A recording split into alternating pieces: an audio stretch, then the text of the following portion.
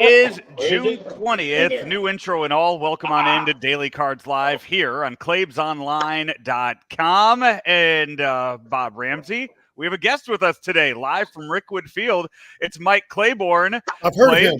Hello from Alabama. Hey, y'all. Don't try that. Don't even try. Everybody said y'all here. Yeah. I don't care what it is. It's y'all on everything.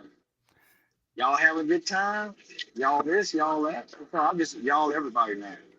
Claibs, 40 years of covering Cardinal baseball. You ever think you'd be doing so in Alabama? Well, that's a great question. No, I didn't. Glad to be here. It's been a phenomenal experience for me, and being part of this is like incredible. Walking with Rickwood. So get this: it's the old Rickwood is 478 to center field. They have a plaque in center field, left center field, where a guy hit the wall. It's 468.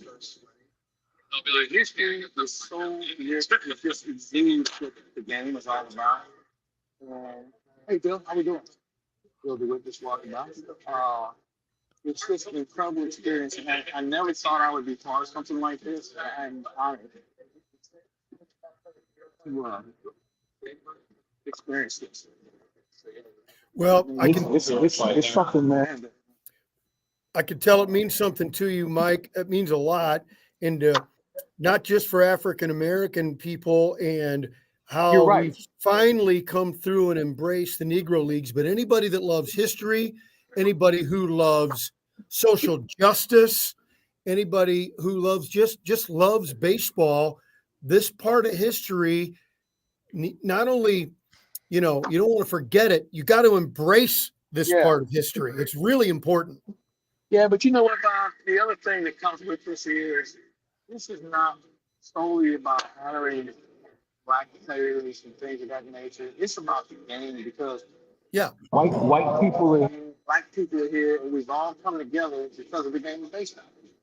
And I mean, Peter, Barry Bonds, you name it, they're all here. I mean, it's an incredible environment.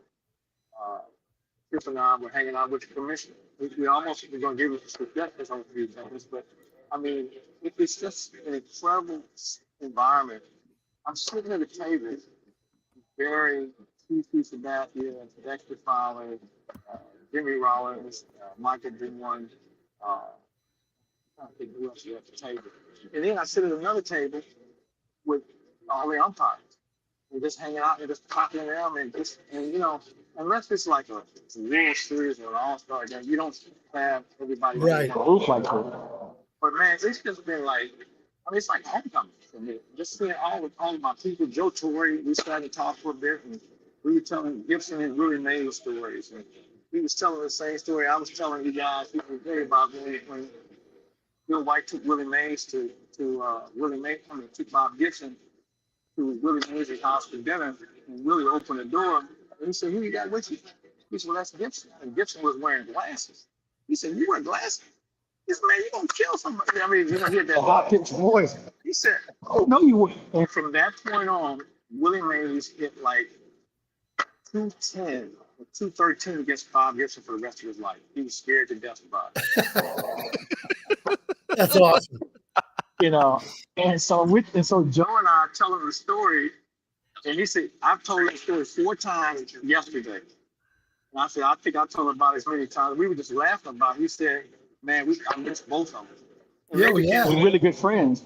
And we're honoring him. I talked to Willie's son today, and we were just catching up on some things. And this has been like, I took my cap to MLB. We bang them about how they don't do this and don't do that. They have made this thing so accommodating. Yeah. Players, media, and everybody else. They spent some money. This field is incredible. And the history, it's just been like how the time zone, how time was, man. Everything is going on. The players are excited. Victor Scott, he's here. They brought him up. They need some representation. Tim Hence is here.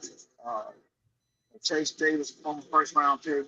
I mean, they have pulled out all the stops, and the Giants have done just as much with regard to making this a real thing. And the folks here in Birmingham have just been so nice. Everybody's y'all, and everybody, they want to make sure that y'all remember Birmingham for the right reasons. I'm just happy to be with them. Yeah, Mike, all three of us love history, love baseball history. We all love seeing ballparks, old ballparks. All my years going to Birmingham all the time. So I've been by Rickwood many times. Obviously, never seen a game there because I'm always there in the winter. But preserving those ballparks is very, very important, at least to me as a baseball guy. I agree with you. And I'm glad Major League Baseball has done the right thing in making this year to be here for another 114 years. It's just been a lot of fun. We didn't criticize MLB traditions for that. But man, when they put their mind to it and do it the right way, which they've done here, you can't take it. You have to take it back to them. The game tonight will be shown on Fox. If you want the local feed, listen to it on KMOX with Claibs and friends. And also, Urban, it's going to be carried on there as well. Okay. In the Odyssey thing. So we've got it. You can't a dead chat without being able to listen or hear this game tonight. Claibs, as you have walked around the facility there today at Rickwood Field, I know before we went on the air, you were talking to Mason Wynn, who has been very much publicized, kind of the face of this game on the Cardinals side of things. What has he said about what this game means to him? Man, you know what? I can't tell you how smart this guy is. And I would suggest anybody listens to the pregame show, but we had to sit down and talk about what it means to him, means to his family, because his stepdad had a lot of influence on him. So, I'll talk to Willie McGee here in a bit. Anyway, what it's meant to him to be part of this, and he's soaking it all up, man. I was just talking to Paul Goldschmidt about him, about how Golden loves this guy because he says, he gets it. He said, I don't know where he learned his baseball from. I don't know who was talking to him. He said, but I think he stands out because I don't speak at his age. This intelligence. You ready now? All right. So listen, I got to run. Willie McGee say, there's Willie McGee right there. Willie McGee, my all-time favorite. So I got to do something with him. Guys, have a all great right, I rest figured of the show. Claibs was going to have to part ways with us at some point. Claibs, thank you for joining us. We'll talk to you soon. As there goes Mike Claiborne from Rickwood Field, sharing a few stories before they get started. Very good. Rammer, there is a baseball game tonight. Amongst all of this, as we talked about, I'm sure lots and lots of Willie Mays stories will be shared on air, both on Fox and on the KMOX broadcast. And I would imagine, too, the Giants broadcast has been doing that for the past couple days since Willie Mays passed away Tuesday night. Just seeing the stories that are out there now, seeing the local reporters and the stuff that they have written about. I'm glad that we were able to hear the stuff about Mason Wynn before Claibs had to get going, because they really have. I mean, they have put his face front and center, being the one black player on the Cardinals right now, and having the year that he's having, well deserved to be the face and the future of the Cardinals franchise. Yeah, had things gone according to plan, would it be he and Walker and Scott together, a threesome? Well, sometimes plans don't work out the way you want them to, so I'm glad he is there, and he certainly appears to be the kind of young man that is ready to assume the responsibility of that kind of representation.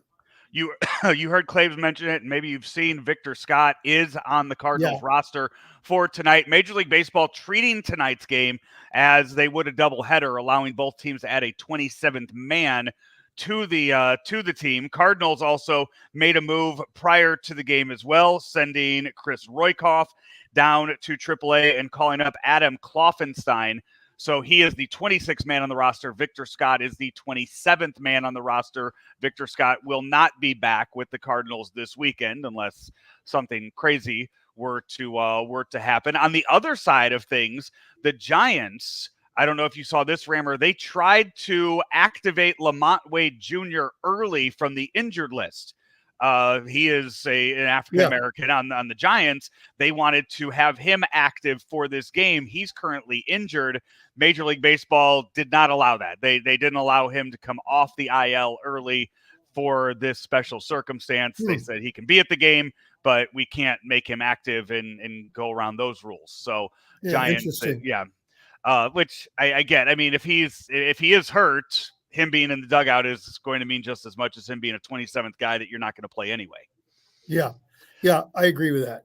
We have lineups for tonight's game between the Cardinals and the Giants down at Rickwood Field, both wearing Negro League uniforms tonight in the game. The Cardinals lineup looks like this. Mason Wynn, he's leading off and playing short. Alec Burleson is in right.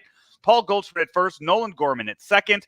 Brendan Donovan in left. Matt Carpenter DHing. Brandon Crawford, he's your third baseman tonight. They're going to try that again. They had him in the lineup earlier this week and changed it before first pitch. Pedro Pajes is behind the plate. Michael Ciani in center field. And Andre Palante is back again on the mound. We will have to wait and see which Andre Palante we get in the game today. They will be going up against Keaton Wynn. No lineup out yet for the San Francisco Giants, who come in at 36 and 39 on the year. But the big thing from today's lineup, Rammer, Brandon Crawford back at third base, Nolan Arenado leaving the game yesterday with getting hit by the pitch. Looks like he is not ready to go just yet. Probably got his elbow's probably swollen, and so understandable.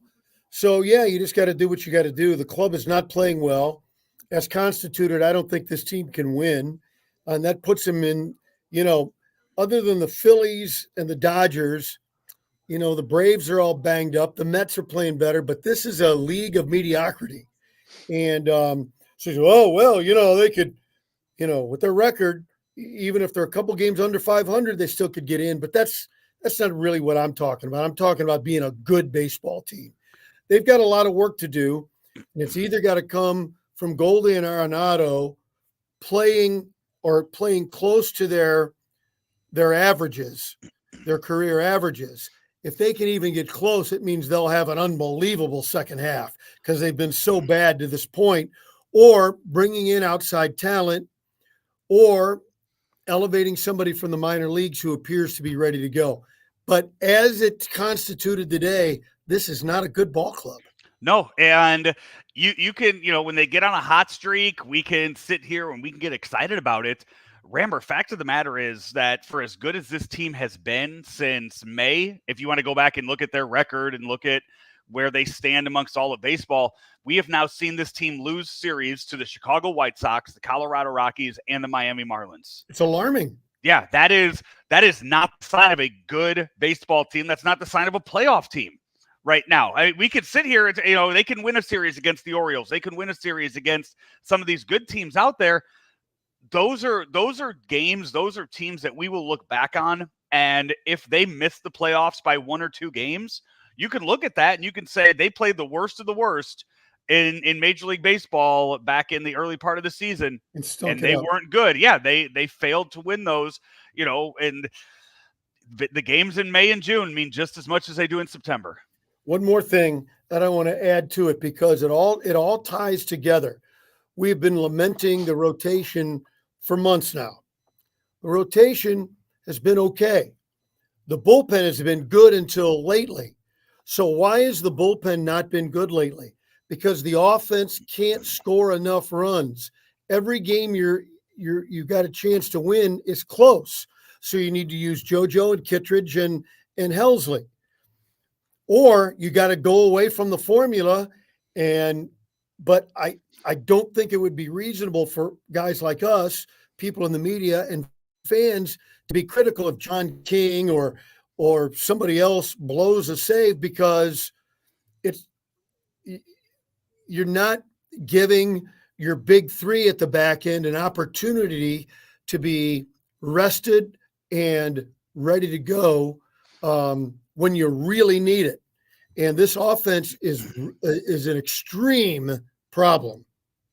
I saw Jimmy the Cat Hayes had reported the other day that Giovanni Gallegos was supposed to be activated for today's game. That has not been the case. He was not activated earlier.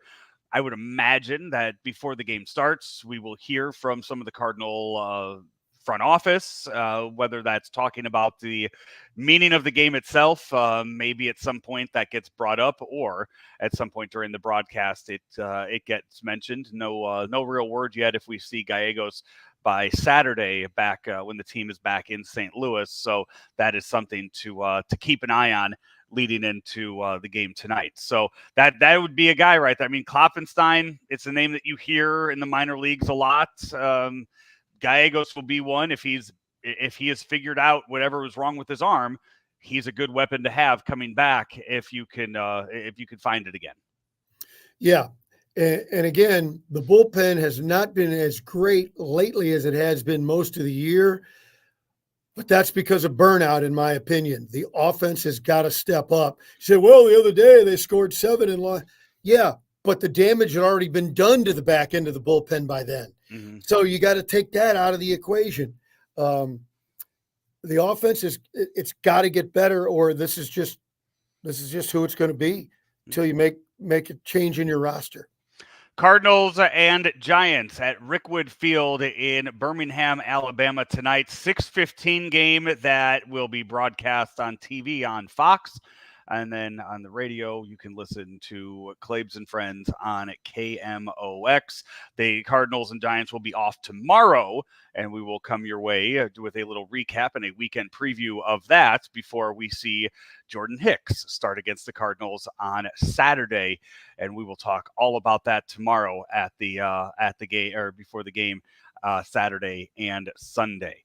Until then, we are brought to you each and every day, Rammer, by Mungenast St. Louis Acura and also Royal Banks. Royal Banks of Missouri, going through the refi process with them, and my goodness, how great have they been reaching out with personal service and guiding you through it. You know, there's all the paperwork. And by the way, at Royal Banks, the paperwork has been reduced.